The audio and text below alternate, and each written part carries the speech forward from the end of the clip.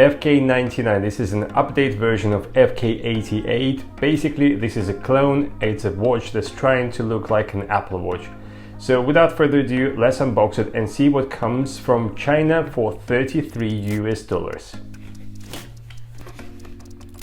The unboxing experience in itself is really nice, and the box got a very nice graphite color to it, and it looks nice and sturdy. Inside of the box you'll find the watch itself and also this little pouch here. Inside of the pouch you'll find a nice second synthetic strap, and underneath here you'll find a user manual. Comes both in English and Chinese. It's a thorough step-by-step manual which should allow you to connect your watch easily to your phone. And there is a QR code to download this software, which is called FitFly, in order to connect this watch to your phone. The FK99 also comes with a secondary silicone strap, and this time the charger has been completely modified. Now we've got truly wireless charger. The watch comes with a screen which is 1.75 inches across with updated resolution, which is 330 by 385 pixels, which is a lot better than we've seen in all the previous Apple clones. And also this is an IPS display, meaning that there is no AMOLED or anything like this, but colors do look vibrant and the screen is sort of bright enough to see information well enough in the daylight. Watch comes with a chipset which is MTK2502C. We did come across this processor before, however it's not the quickest, yet it's not the slowest. The watch comes with two Bluetooth modules, one is 3.0, the other one is 4.0. And we know those are the slightly older versions of Bluetooth modules, so therefore they will be draining battery a little bit quicker. Talking about the battery, this watch comes with 220 milliamp battery. The watch will fully charge within 2 hours. There is no IP rating mentioned anywhere on the official page, link to which I will leave down below. Where I purchased this watch from, or anywhere on the watch itself, or anywhere in the manual. However, I did my own test, and this watch passed shower test just fine. One word of advice, obviously, because the IP rating is not mentioned on this particular model, I probably wouldn't advise taking it to a swimming pool. Now, if we talk about the build quality of this particular model, FK99, I have to admit this watch is actually really well made. It's going to be far from being sort of an original Apple Watch. However, for the clone, I think it's really well made. So because the actual body of the watch is manufactured so precisely, even though it doesn't have a release mechanism for the straps, both of the ends of the strap actually sit in there very tight. So therefore you're not going to be worried about those straps moving from side to side throughout the day. On the right side of the watch, you've got your two physical buttons. One is the crown, the other one is the bottom button. The crown is multifunctional, so you can press it, and you can also scroll with the crown. So you can scroll through the menu, you can scroll through the watch faces later on. I'll show you that later on. And the bottom button usually takes you from like your menu. It just gets you back to your sort of main screen. And in between two buttons you've got a little cutout, that's where your microphone hides. And on the left side of the watch you've got two speaker grills. I'm gonna have to say that speaker gets fairly loud, and if you find yourself in a noisy environment, you should be able to hear whoever you're gonna have a conversation just fine. And at the back of the watch, this is all one piece glass, and this is where your sensors are. Sensors are rubbish, I have to admit, and we will have a look at them later on as well. So now let's have a quick look at the menu of the watch. If you scroll from top to the bottom, that doesn't give you the access to your quick settings. In actual fact, that gives you access to a phone number dial, which is a bit unusual anyway. But then if you scroll from bottom to top, that gives you access to your quick settings. So first thing first, you can see if you're connected to the Bluetooth. You've got things like do not disturb. So if you don't wanna hear this noise all the time, you can just put it on a silent mode, and that will obviously it will mute.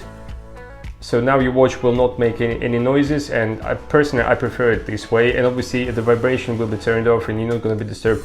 Right down at the bottom, this is where you've got your battery power saving mode. So if you think to yourself that you're not going to make it through the whole day, you're not going to make it back home, you can always turn that on, and that will dim the screen and will turn certain things off, just so the battery will last a bit longer. Then those little dots in the right top corner, this is the option for you to change your menu. So right this minute, the menu looks like this. So you've got 9 separate icons in a grid, and if you wanted to, you can change it. There are several menus you can choose. So this is what they call a space menu, and that's something we've seen in the past on FK88. Personally, I'm not a huge fan of this menu. I personally think it's a bit messy. It's a bit hard to sort of navigate through. And then the final menu is obviously you have to have your Apple Watch lookalike menu. But because this watch has a slightly slower processor, unfortunately there will be a lag, and you're not really going to enjoy the experience. So personally, I think you're better off sticking with the 9 grid, because it just feels a bit more fluid. It just feels a bit better in my opinion. Like I'm just going to show you now. Look. That just feels right. So you can use that, no problem whatsoever. Down here you've got your little torch. So if you press that, your screen will be lit with a white color, and that allows you to sort of navigate through a very dark environment. So then in the main menu you can see some information about the watch itself. So if you click on that, that shows you the name of the watch and some IP address information and things like that. Obviously you can see if the Bluetooth is being connected. Then if we jump into heart rate sensor, this is where the fun begins, because the watch is not on my wrist, the watch is not on the table, the watch is in the air. And if you just give it a second, you will see that the watch will actually take reading. There we go. 82 beats per minute, and it doesn't really matter where you're going to put the watch on. Same goes for your steps. You do expect at least 500 to 600 extra steps per day. Sometimes it can be even more, it can go into thousands. So if you're someone who is very passionate about their sport, this watch is not going to be for you. Then if we jump into a physical activities, we can just scroll through and we can see what sort of sport modes you've got here. So you've got outdoor walking, indoor and outdoor running, you've got cycling, and obviously if you've taken any readings, you can choose to save them into your records for your further reference later on. You've got some setups, you've got your Bluetooth settings, you've got your clock settings. So if we jump into clock settings, often asked, how do you change time, how do you change date? On this particular watch you can actually change it within the watch, so in here you can change it, whereas with the some of the other manufacturers you actually have to just connect the watch correctly to your phone, and the time and the date will be updated automatically. You've got setups for the sounds, but you have to be connected via Bluetooth. You can change ringtones, you can change notification sounds for this particular watch. You can choose how loud they will sound on the watch as well, but personally I prefer to turn them off. You can manipulate some of the settings for the screen. I'm currently using it on a maximum brightness, and also you can choose between how fast your screen will turn off once you stop using it. You can actually choose it to be as long as 60 seconds, so your screen will stay on for a minute at a time. Then if we jump into international, this is where you can actually change the language, and it's probably a good time for me to show you what sort of languages this particular watch has inside. So English, French, Spanish, Portuguese, Filipino. Please excuse me, I've got no idea what those other languages are. Obviously this is my mother tongue, Russian language. And these are the languages that you can choose within the watch. You can do the same thing in the app, and we will take a look at the app later on. Then further down you've got things like you can find your phone if you've lost it. You've got the little QR code to download the app. You can set the alarms via the watch itself. Very useful, because you can actually choose on which day and what time and how often the alarm will sound, so you can do that. This is your music player. Music player is very simple and straightforward. You can listen to the music via the watch if you're not connecting your wireless earbuds at the same time. However, if you're going to have your earbuds connected to your phone, the watch will become just as a remote control, so you'll be able to skip the tracks. You'll be able to control the volume and things like that through here. So very simple and straightforward. You've got your sleep tracking. Sleep tracking is crap. It comes usually at about extra 2 hours. It gives you extra 2 hours per night of sleep. Even though you've slept only, let's say, 8 hours, it'll tell you that you've slept for 10 hours. So I wouldn't rely on sleep tracking or any of the sensors. You've got your weather. Weather is fairly straightforward. Once again, you have to be connected via the Bluetooth, but it gives you information about today and tomorrow, which is quite good. This is a gesture control, so what you can do is you can jump into there and you can toggle certain things on and off, and that's basically allowing you to use your watch with a gesture. So for instance, if you're receiving a phone call and you don't want to answer it, or you don't want to hear the noise, the sound, all you have to do is just turn your wrist upside down, like briefly, and it will actually decline the phone call or will just mute phone call. So that's a neat little feature there. Often asked as well, this is your calculator. So I don't really know why would you want to have a calculator in the watch, but it's there if you needed to. There's also calendar, so it shows you today's date, and if you click on that, you can actually see the whole month, that's a useful feature in the watch. Personally, that's what I think. If you wanted to, you could use your watch as a remote control for your selfies, just in case if there is no one around to help you out with that. You've got your little stopwatch just there, very simple and straightforward. It's not a fancy stopwatch or anything like that. You just press play. You can count laps, and you can just reset it at the end. You can't actually do much about it. Notifications, that's often a very, very important question. Standard notifications like text messages that come through, you can actually read them fully. You can't reply to them, but you can just delete them, and that's about it. And social medias, unfortunately, I can't tell you exactly what social medias will this watch show, but Facebook, Instagram, Telegram, these things did come through and they work just fine. This little microphone here, that allows you to connect to your Siri or Google Assistant, whichever you're using. Right down at the bottom, and the final icon here is this black globe, and if you click on that, that allows you to choose between different animations. So for instance, you can have none, or you can have slide, that's what I got at the minute, or you can choose cube. So you basically got two animations. So if you click on cube, that's how the cube sort of acts. And then if we change it to slide, because personally I prefer slide, it's got a smoother animation in my opinion, you can choose slide. So what I'll do now is I'll demonstrate to you what sort of watch faces, and you can actually see how many watch faces are pre-installed on this watch. Majority of them are already pre-installed on the watch. I will show you some extra watch faces that can be downloaded via the app later on, but what we'll do now is I'll quickly scroll through and you just have a quick look at them, and you can count watch faces along with me as well.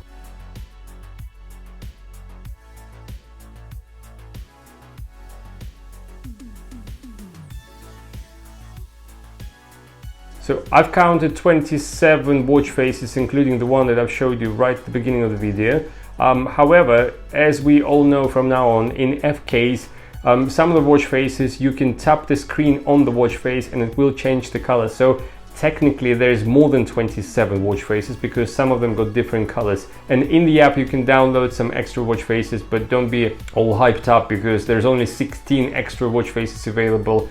And I had this watch for more than 2 weeks now, and unfortunately the library has not been expanded, and I don't really think it's going to be expanding anytime soon, or maybe not at all. So what I'll do now is I'll demonstrate to you how the microphone sounds on this watch, because a lot of you are trying to sort of purchase yourself watches where you can actually have a decent conversation with your friends over the watch, and you will make a decision whether this microphone is good enough for you or not. Hi guys, so this is a quick test of the microphones FK99. So the watch is on my wrist, about 25 to 30 centimeters away from my face, and this is how the voice will sound if the watch is on your wrist and you're having a conversation with someone. So this is how people will hear you on the other sort of side of the line. So you can make up a decision whether that's any good for you or not, and whether that's up to your expectations. So let me remind you, this is a voice test for FK99.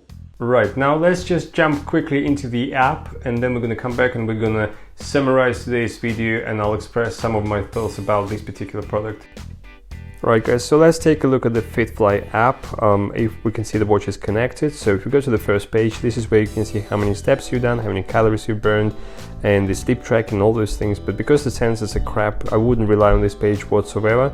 So let's go to the second page. This is where you can see all the different options. Things like, for instance, lift your wrist to lighten up the screen, and you can change the languages in here. You can set up some alarms here. You can put some, can turn on some notifications if you need to.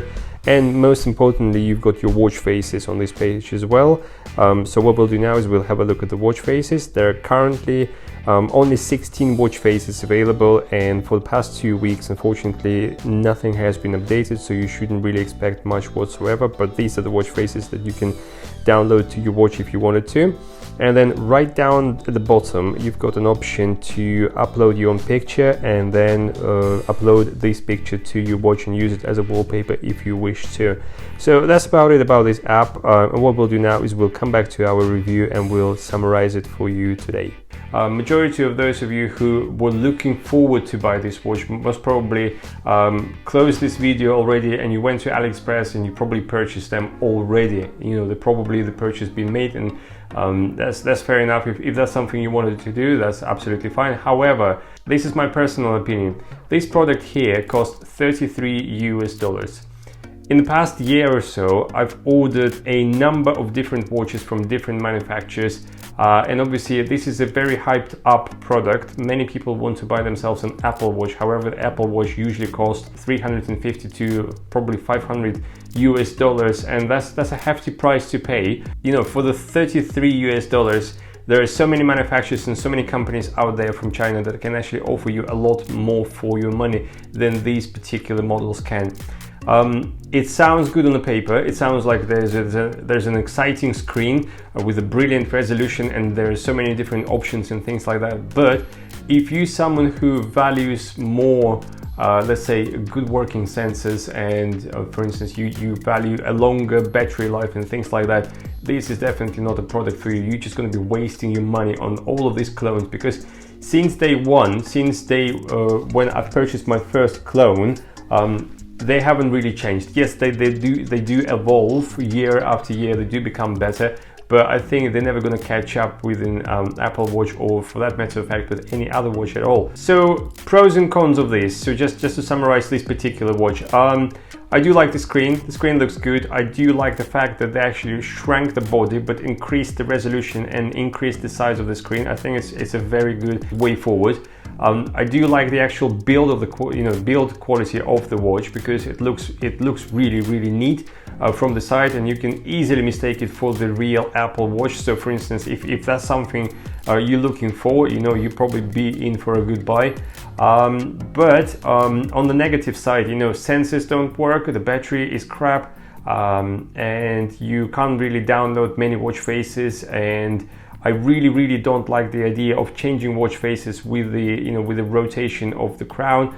It would be much better if the screens, the watch faces were changed via the menu. So for instance, if there was a separate icon for the watch faces, so therefore you wouldn't be able to tap the screen and you wouldn't be able to rotate the crown. You would have to go into the menu to physically change. That would be better. Still no release mechanism, although the straps actually sit in there tight. If I want to buy myself something different, a different type of straps, perhaps they could probably start sliding out. So a simple thing, like maybe just copy the actual release mechanism and put them on the watch, would make it a lot better as well.